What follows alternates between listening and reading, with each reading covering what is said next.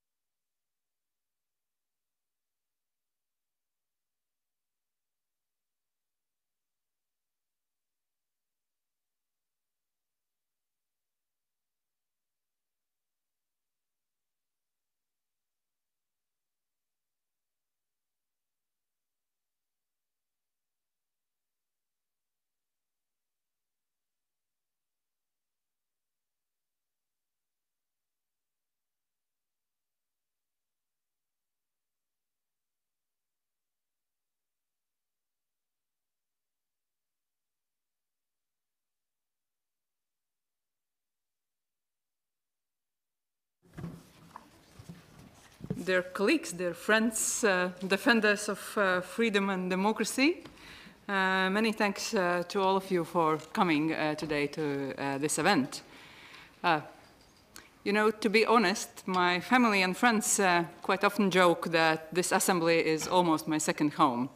And I must admit they are quite right, if not absolutely right. And just as you welcome your closest friends into your home to enjoy good company, I strive to welcome the brightest minds I have the honor of knowing into this house of democracy and ideas, so that together we can offer you and share in thoughtful, meaningful discussions. Democracy in danger. So a while ago, I couldn't imagine that this would be a topic for the 30th anniversary of Latvia's accession to the Council of Europe. However, here we are. And we know that freedom, we know what freedom means, and we know what it is like to be without it. So we are living through a time that future generations will study and write about. And since my country's founding in 1918, we have experienced a full spectrum of history, wars, deportations, occupations, and nevertheless, we have achieved the greatest triumphs. The restoration of independence, accession to the Council of Europe, European Union, NATO, that have laid the way to prosperous and democratic evolution.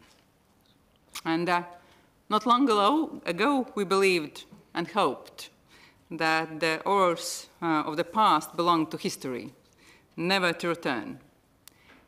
Yet today, we are witnessing the unthinkable, a brutal invasion, Russia's war of aggression against its neighbor. It would be a great mistake, at the same time, to believe that this war is being fought only on the battlefield. Russia and other non-democratic regimes see democracies as their main adversaries. That is why they seek to destabilize, interfere, and advance their malign activities through various means. So, dear colleagues, today we have prepared a gift for you so that you can celebrate our 30th anniversary with us. 3 distinguished speakers will discuss the state of democracy today. So, what are the main challenges and threats? How can we defend the values we believe in? And will democracy survive? And how will it do it? So therefore, it's my great honor to introduce Mr. Egils Levits, former President of Latvia from 2019 to 2023, former Judge of the Court of European Human Rights, Special Representative of Latvia in matters of international law and national responsibility, and Mr. Jānis Sārts, Director of NATO Strategic Communications Center of Excellence. And of course, no introduction is needed for our very special guest of honor, President of this very Assembly. So, Mr. President, the floor is yours, and thank you for being with us today. I was about to disagree in many points with Zanda, but since he expressed so nice words, I will try to deteriorate my disagreement. Let's first go with what he has said. This is the second home for all of us, and I wish all parliamentarians would act like Zanda. I have said that before, and I have said it publicly, that she is one of the role models of this organization, and I want to personally thank her for working both simultaneously in the Council of Europe and, of course, fulfilling the obligations she has as a parliamentarian in her country. The second point is about democracy. I feel like democracy was always in danger. And sometimes I come to this result.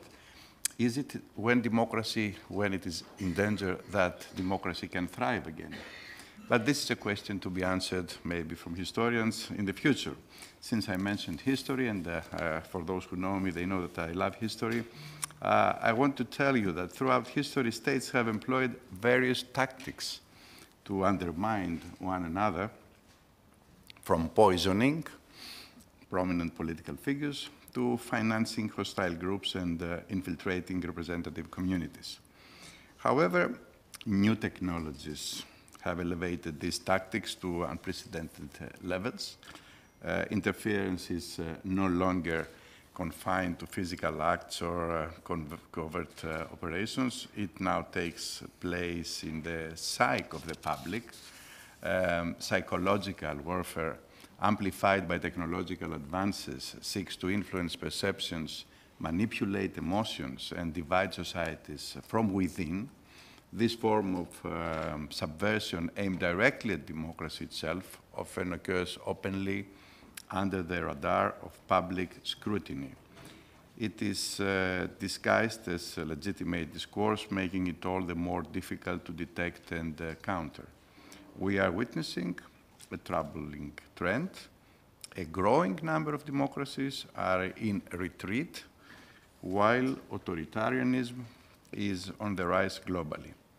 These autocratic regimes are not only suppressing freedoms within their own borders, they are also launching coordinated attacks on the very foundation of Western civilization. And I'm talking about openness, freedom, and of course the rule of law. Dear friends, I would like to sincerely thank Zanda for organizing this event, which follows up on the one you hosted recently in Riga under the Latvian presidency of the Committee of Ministers. We also addressed this issue during the Venice Commission session in December, and again at the European Conference of Presidents of the Parliament just 2 weeks ago in our hemicycle. Dear Zanda, just this morning, we all know that we adopted a resolution and a recommendation based on your report, calling, among other things, for a clear definition of foreign interference in order to enhance European coordination and policies. We must reflect on how democracies can defend themselves, not only from external threats, but also from distorted narratives that wrongly portray democratic systems as weak or old-fashioned. And ultimately, we must determine how to counter disinformation and foreign influence without sacrificing the very values we strive to protect. Foreign influence is not something new in the neighborhood. Recently, while talking about similar issues, I said that I remember 20 years ago when I was a Minister of State responsible for the media, my colleagues and I were discussing a lot in the European Union what kind of law or what kind of direction could we implement to avoid foreign influence through the media. And at that time, we were talking about classical media, TV. Now we have the social media, and a lot of issues have been raised which must be discussed at least. In this case, I want just to remind you that the Assembly adopted the organization's AI Convention just a few months ago, and there it is something important, in my opinion. It is a mechanism that we have to build in each member states and the states that have ratified this convention, that we have to build so that we can control all new things which are danger for democracy. Not everything new is a danger for democracy, but those who are well hidden, for sure, is a danger for democracy. So we need stronger ties, we need stronger cooperation, and we need to understand how the new era is behaving against the human beings since AI. I'm not a fan of conspiracy theories, but AI is now in our lives. Either we understand it, either we want it or not. So, ladies and gentlemen, I began by saying that we have entered the era of informational war and psychological warfare. If we and our citizens fail to grasp the gravity of this threat, nothing will be able to save our democracies. And as I mentioned, only through collective effort and constant vigilance we can defend the democratic values that define and unite our societies. Let us not forget that this year we celebrate the 75th anniversary of the Human Rights Convention. I will repeat a phrase that I believe in, and I have just said it 2 weeks ago to the speakers of the parliaments who I had the honor to receive in our hemicycle. I told them that democracy may be old, but not old-fashioned, and this is something that we have to count on. Dear Zanda, thank you so much for inviting me. Thank you so much, President. Thank you so much, Theodoros. And if you allow, I would like to forward all your good words to the Latvian delegation and to our team members together, so it allows us to be here and to celebrate this occasion together with you.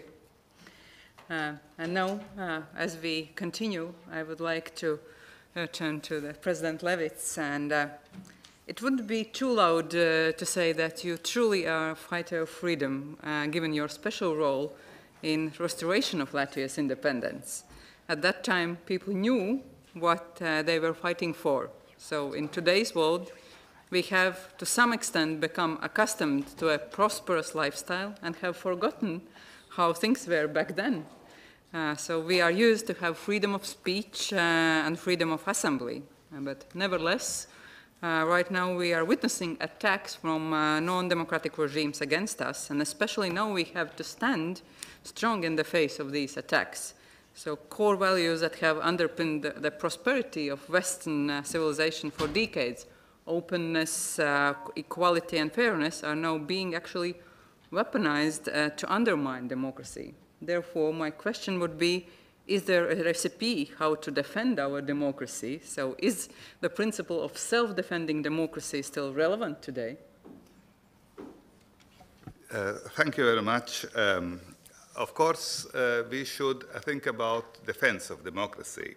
But first of all, I would like to thank the head of Latvian delegation to the Parliamentary Assembly, Mrs. Kalniņa-Lukaševica, for organizing of this event to mark the 30th anniversary of Latvia's accession to the Council of Europe.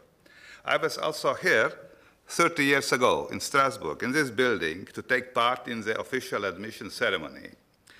We did, as you rightly said, we re-established our independence and democracy, and we did it with great enthusiasm.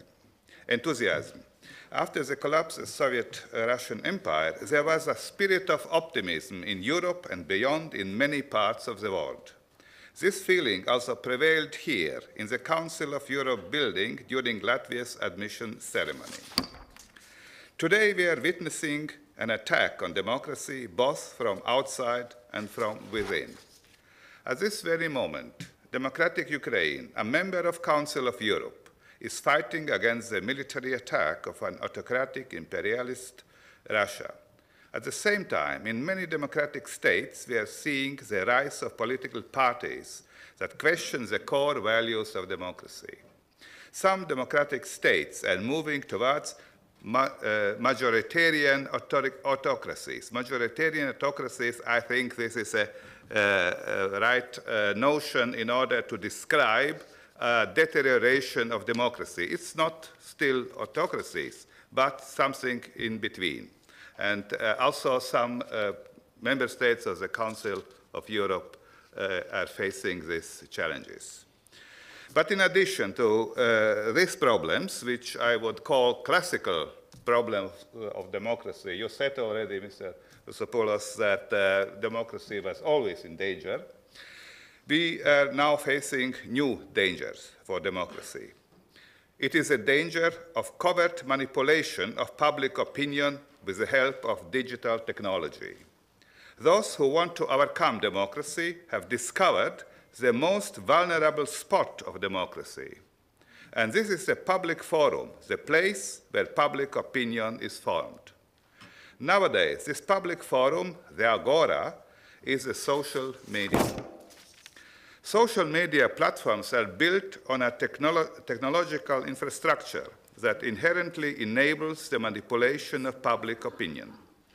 At the core of this infrastructure are engagement-driven algorithms that prioritize polarizing and emotionally charged content to maximize users' retention.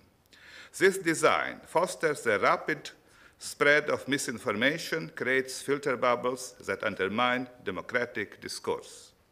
Additionally, platforms collect vast amount of user data, which is then utilized for micro-targeting. This allows a tailored messaging that exploits individual vulnerabilities. And few large tech platforms, 4 or 5, have the global monopoly that operates this infrastructure. Their owners, Elon Musk is the best example, or most known example, but not the only example, are involved worldwide through their platforms. In doing so, they not only disseminate their own political opinions, but also control the political opinions of the citizens, millions of citizens of democratic states, by using their algorithms to decide which opinion gets through, and more importantly, what reach they have. This infrastructure, also systematically exploited by external actors, particularly autocratic states and anti-democratic forces.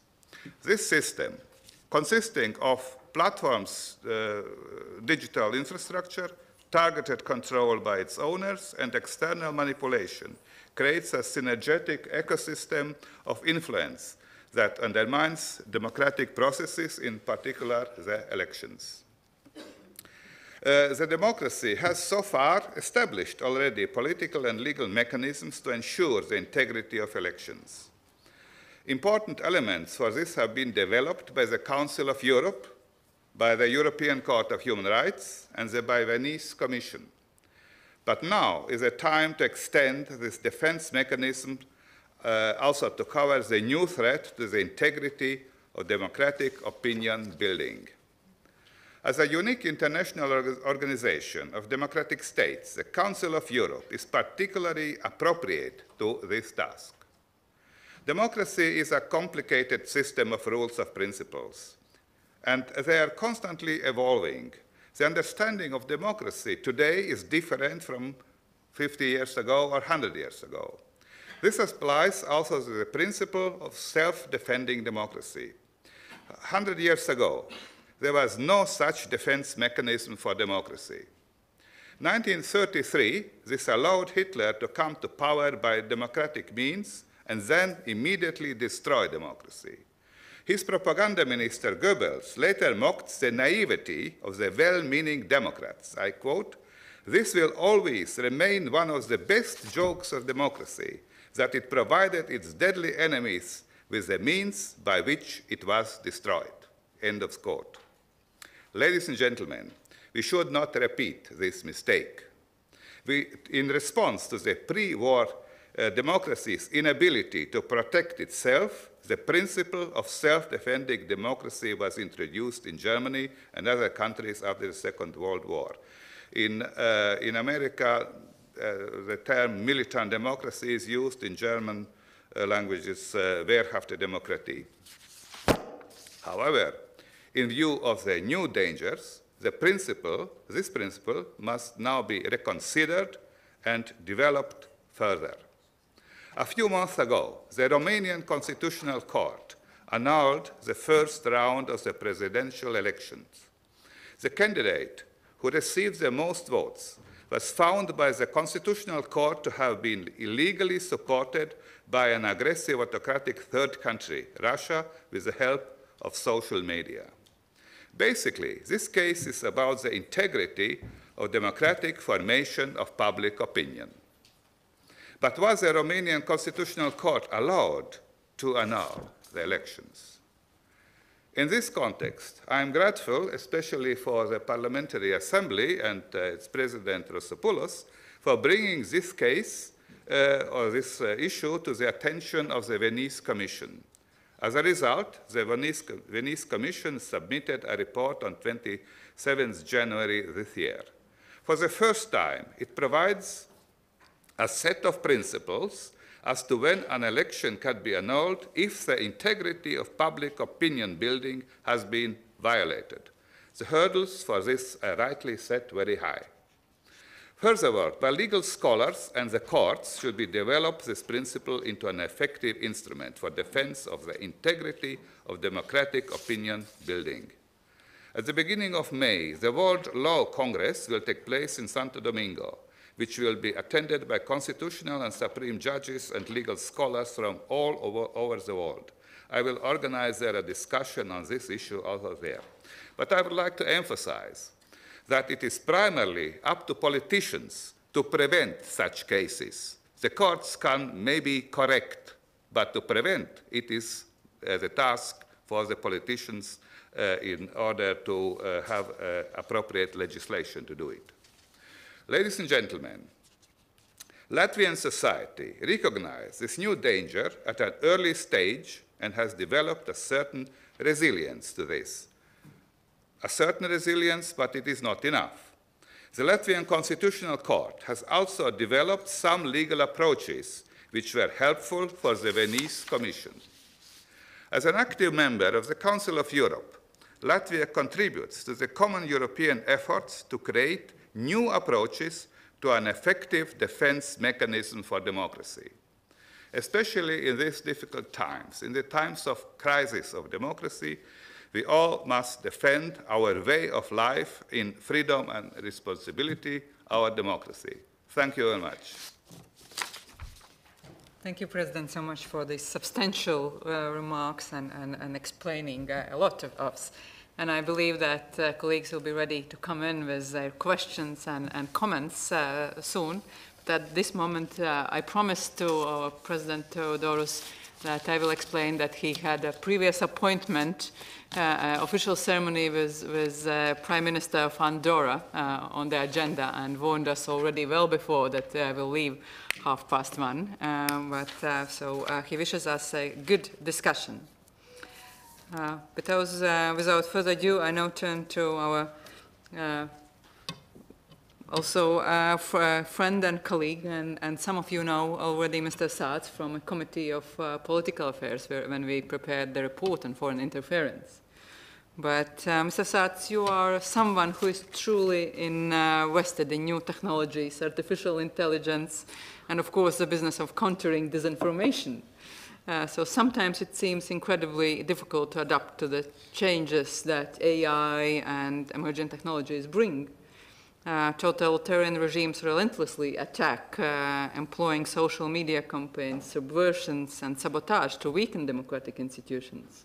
So my question would be, how can we harness technological advancements to multiply our strengths and ensure our superiority? Or how can we avoid getting lost in this rapidly evolving environment? Mr. Sārts, the floor is yours. Well, Zanda, thank you very much for the invitation and the possibility to address this esteemed audience. I'm a practitioner, so I'll put my remarks from the perspective of looking what takes place in the information environment. What are the ways, as we speak, the hostile foreign countries are trying to intervene into the debate in our countries, and also I'll speak from the understanding and a peek into what the new technologies will bring to the table. So, as President Levits already said,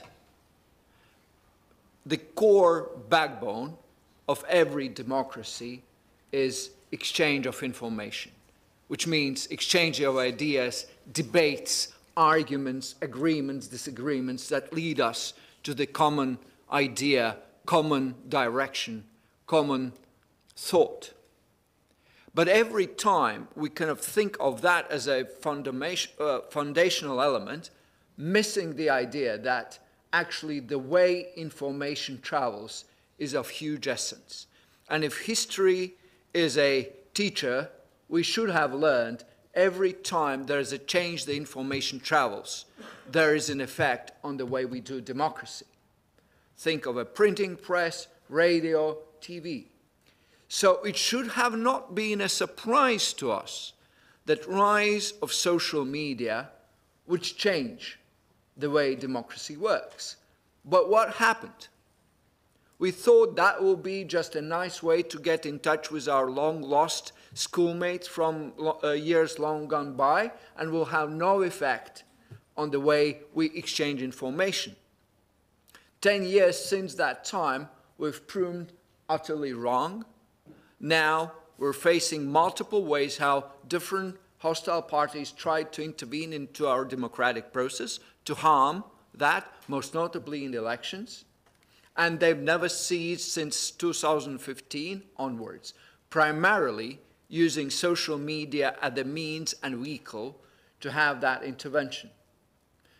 And President already mentioned the most recent story from Romania, actually using or hijacking a particular social media algorithm for their own kind of specific target interest.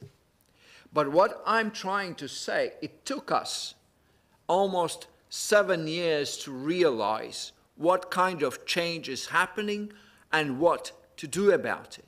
That's now when we have in Europe Digital Services Act, there are multiple other ways now we're putting on the table. But what I submit to you is that it is the moment when social media importance is starting to wane. So we're about to regulate something that is increasingly going to lose importance. Why? Because artificial intelligence is going to supplant it. And if we had trouble with social media,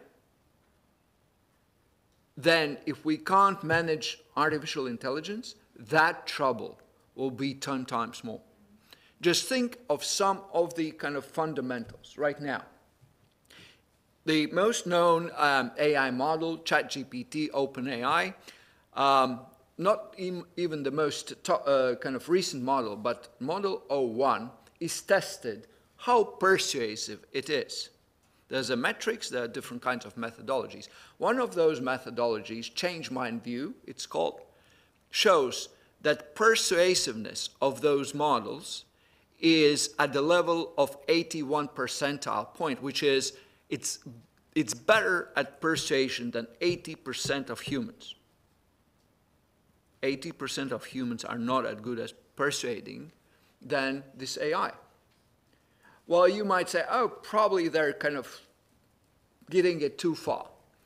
Then I would give to you a research paper that was published last year in Science magazine, which is most revered science magazine, which tested that particular question: how powerful at persuasion is AI? And they tested it on the conspiracy theory believers. And the result was there were two groups. One group was kind of persuaded or attempted to be persuaded by the AI, the others by humans. So there's a difference. And the interesting thing was the ones that were trying to be persuaded by humans, very little difference. For the AI, there was a reported drop of belief in the conspiracy theories by 21%. I've never been able to achieve that kind of result. And that's because I'm human. I get emotional. I have like my own push. This thing, it has none of that. So it's good. So the other thing that we have to recognize, also the way we react to what AI is. You know what is the biggest revenue creating business now for the large language models? It's the AI friends, AI girlfriends and boyfriends in particular. The interesting thing, humans appear to really, really crave for these kind of entities, and they become really, really connected. Oh, it's good in a lonely society, why not? What's the problem with that? But think of the trust that is built into those systems. If you, as some they say, I'm falling in love with it, then there is a very strong trust mechanism being built as we speak, and more of those. And then think of how you can employ these systems today, because you can run a convincing campaign using these trust-based kind of AI people to persuade people to change their behaviors. And unlike for us, we can do like that simultaneously to 10 people, if you have a particularly good AI, it can simultaneously do that for 10,000 people on individual scale. And that is not out of the reach right now.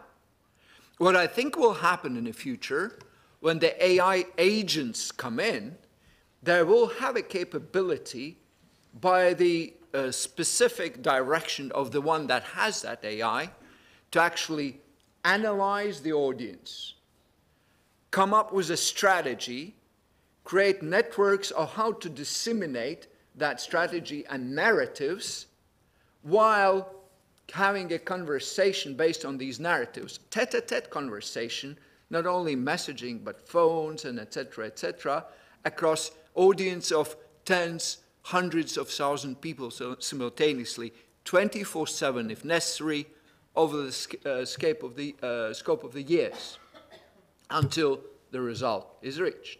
Technology is not yet there, but I'd say it would be fair to assume it's a few years until we're there. And that's just some of the elements that come to it. And of course, they'll be very good at judging, you know, what's the effect.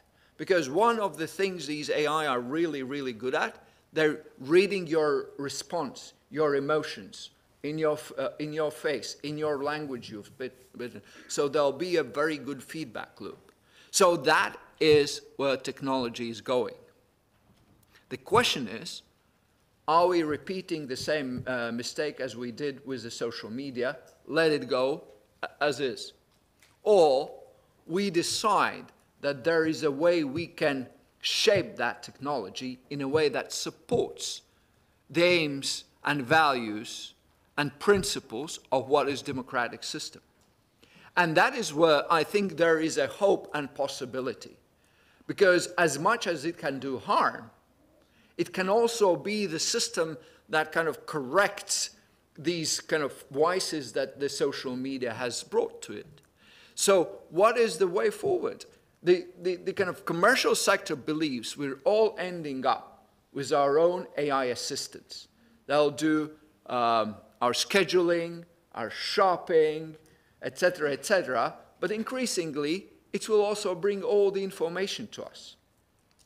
So if that is the case in the future, and these AI assistants are meant to create an objective reality for which we are best placed to kind of have our best interests served, then we can correct some of the problems we're seeing right now. And that is, I suggest, where democracy has to go. But very well, there might be the case that there is an AI assistant for free, as is the social media. And in that ecosystem, somebody else makes these choices. And if we take that road, then we will think of these social media days as good old days when everything was clear and simple. So what it is to us right now, we have to understand and prepare the shaping of that future that is so essential for democracy. Of course, it's regulatory frameworks, but I have to tell you, in this ecosystem, regulation will not be sufficient. Because what use is a regulation framework when you can't enforce it? And for instance, when AI is running an influence campaign, no human is likely to be able to detect it. So it will end up actually us. Do we have the capability? Do we have AI capacities to actually enforce whatever rules and principles we've put into the regulatory frameworks? So it's not only something that we will be able to solve with a way of regulation. We will need a capability in the technical sector. And one thing, last thing I want to leave you with. If we think of this as a potential future, then you should recognize for every authoritarian system that also is a very clear opportunity for once to create a full control of the process, and therefore they will clearly be investing in that, because that promises that control in a way that never was possible. Thank you. Thank you so much, Jānis. And indeed, democracy in danger.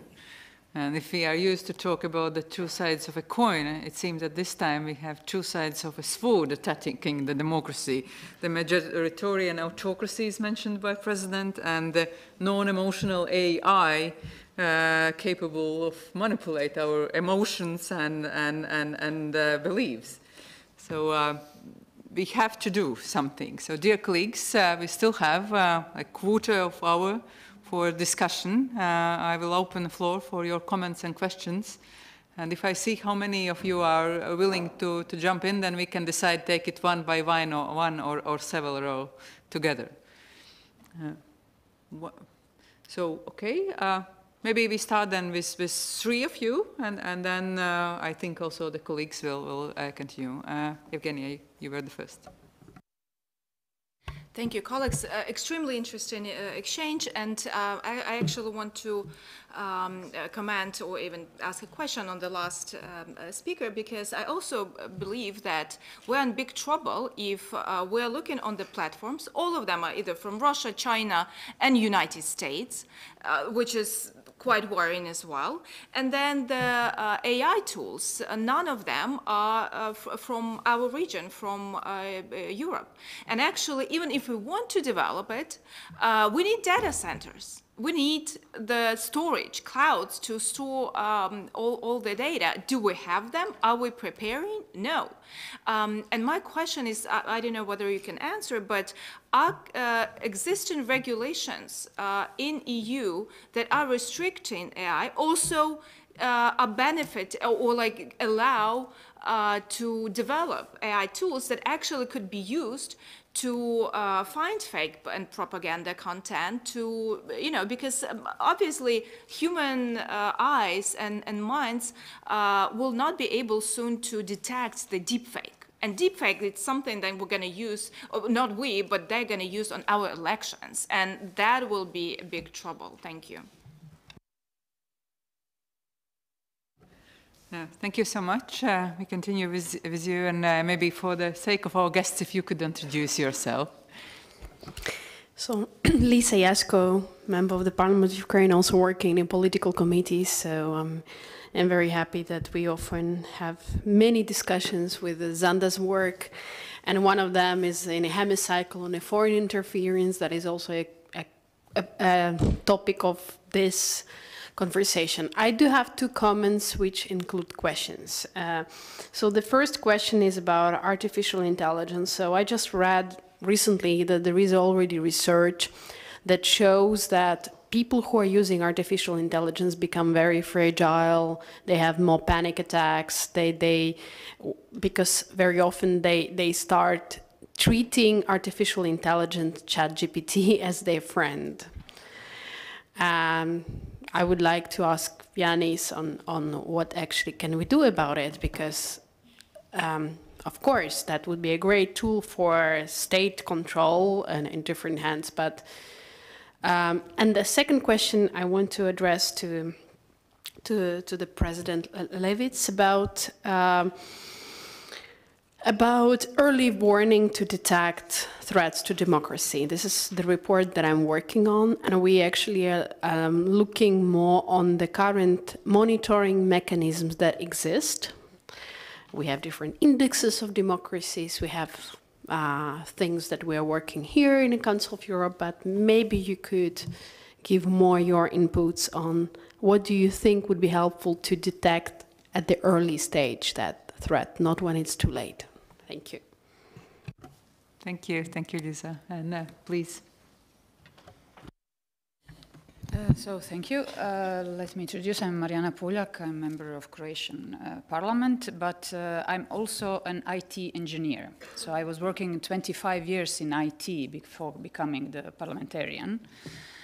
And when I come to this kind of events, when talking about new technology, I sometimes feel that we are wasting too much energy on talking about the risks of new technology and not about the potentials. As new technology, the lady said the people that are using ChatGPT are anxious. I'm using it every day. Every day, to my parliamentarian work also, to analyze big data, to analyze big documents. And when I don't like what he or she, I'm talking with the ChatGPT as a she, when I don't like it, I don't use it. I have a critical mind to select, what is good for me and what is not. But to analyze, when I get in my parliament, a session when they send me 10 documents to read overnight till tomorrow, now I'm sleeping, thanks to ChatGPT. Because I gave him 10 documents, which each document is 150 pages, so times 10. It analyzes and gives me the points. Of course, I checked it multiple times. Is he correct? Is she correct?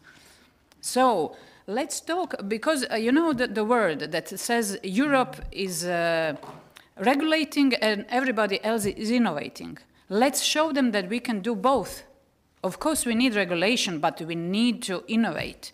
Why everything is in China and America? Why it's not in Europe? Because we regulate. We are talking about regulations. And our startups, our entrepreneurs cannot live. You have a report that says that everybody is leaving Europe and going to the markets when they can produce something. So please, let's focus on the opportunities. I really liked your speech, but technology at the same time with the risks, we can use them to avoid those risks. We can use to create a societies with democratic values that we value. So let's talk about that. Thank you. Thank you so much. I know that for many of you in 5 minutes the committee meeting starts. So is there one last comment from the members of this room? If not, then I will give the floor back to Jānis and then President Levits. Okay? Well, thank you very much on your questions and points, and I'll pick on your kind of. Yes, I think the current problem, Europe has an AI Act. The problem with AI Act is it's good intended. I would subscribe to every single value it's in there, but the result is Europe is not in the race for AI because everyone, and actually a good point, we as Europe produce more AI scientists and engineers than anybody else in the world. But when I go to California, Silicon Valley, about 20% of those are from Europe. So that's what happens. They migrate. They don't stay here to produce that result without, and that is something where, as I say, and I agree, regulation without creating the capability of AI, that is our own. And yes, Europe is claimed to put 200 billion, and obviously the kind of compute is important, the development is important, but also we have to really have AI policies. So I would turn the table around to every single of you. How many of your governments or parliaments have created AI policy? How many of you have a vision how your country is going to harness AI? And that is something that I travel quite a lot, very few have. Then on the question on AI friends, I think the only thing that is left is just hope it's a good friend. There is a very interesting research where the kind of researcher tried to understand this relationship between AI kind of entity and humans. And within 1 week of the research she did, she self-reported stopping to treat this as it, but as a human. So even for researchers, so it's probably something in-depth for us that we start. So can we change it? I'd say no. It will happen, but it will certainly be important that the underpinnings of that friend, and I'm betting will be very, very trusting that friend, is the ones where that friend is always in our corner. and never in somebody else. And that is, I think, the fight we have to take. And also, I agree, it's tremendous instrument, and for a lot of documents that you have to read through during the night, I'd actually do recommend Notebook LM, because it doesn't hallucinate, and it's really good. And if you do a morning run, you can do the whole thing in a podcast in your ears. Like, it really saves time and energy. Multiple good ways to use it, but unless you have a good, clear AI strategy for governments, where the data is, what do you train with that, and etc., it is really important. But I agree, there's peril and opportunity at the same time. Thank you, Jānis, so much.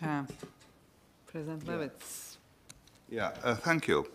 How to detect early warning signs for the dangers for democracy? I think the most easier way is to recognize that we are speaking on democracy, but in principle, it's constitutional democracy, which consists of two parts. One part is democracy, also more or less majoritarian rule. And the other is rule of law, which is not majoritarian. It's very important. And when you are detecting or seeing ideas which with the aim to weaken this rule of law and to strengthen majoritarian rule, that means it is an early warning sign by party programs, by the speeches of politicians, and so on. For example, in Mexico, now there is a discussion to elect judges by elections like politicians. And I think it would destroy democracy, constitutional democracy as we are defending it. Also, weakening of the rule of law and then strengthening of majoritarian rule. I think this is a possibility. Then risks against opportunities. I think there is always arguments that artificial intelligence also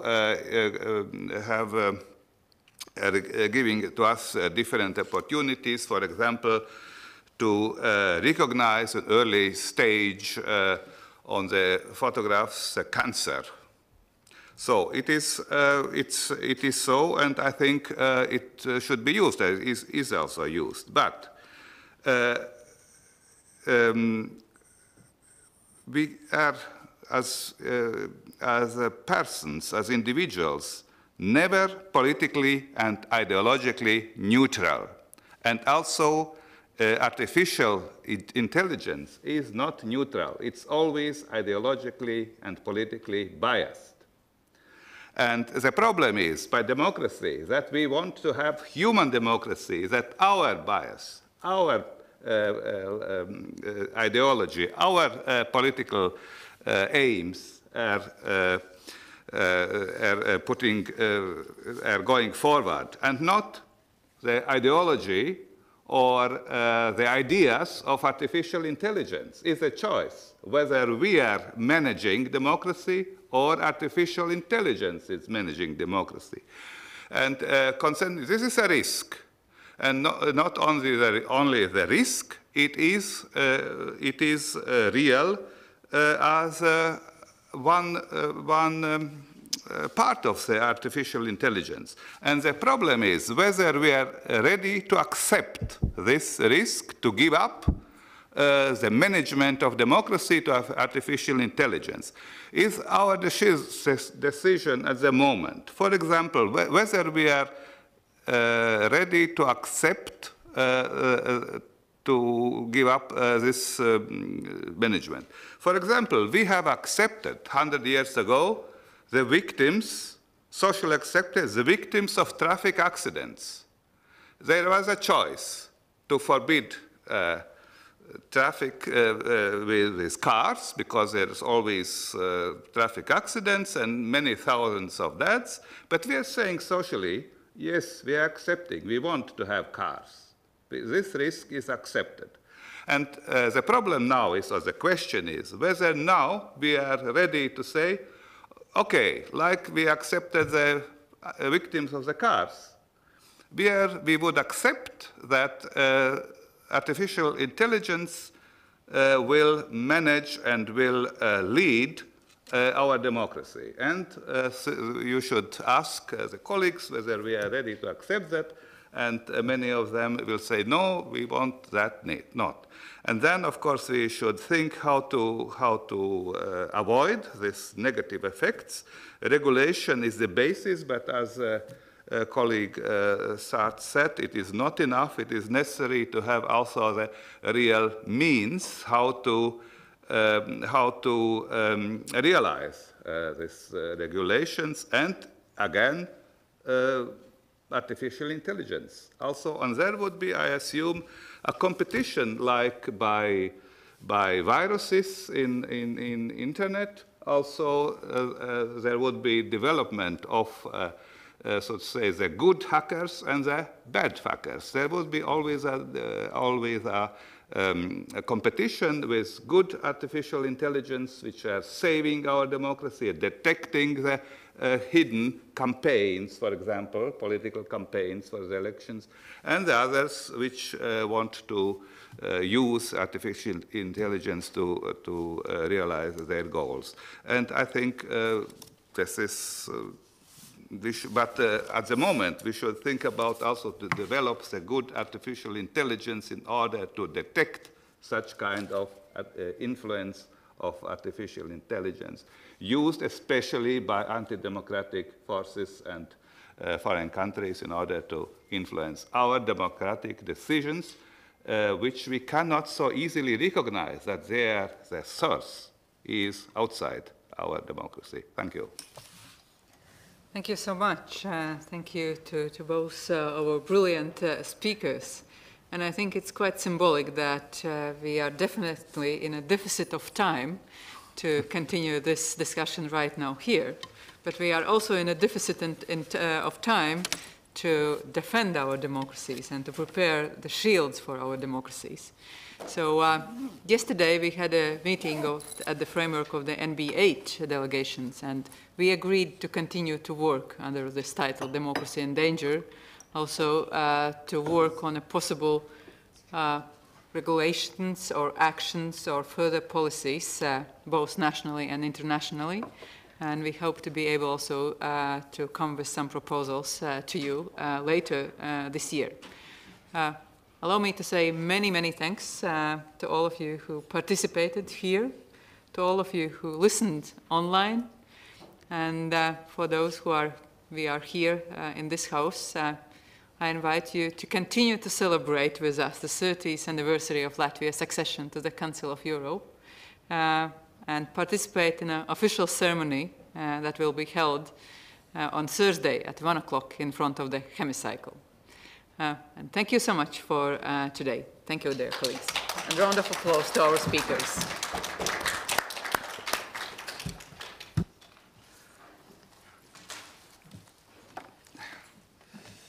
Paldies, Liels. Tā. Labi. Paldies tev. Mūsu stunda paskrēja super ātri. Un bija mazliet saīsināta.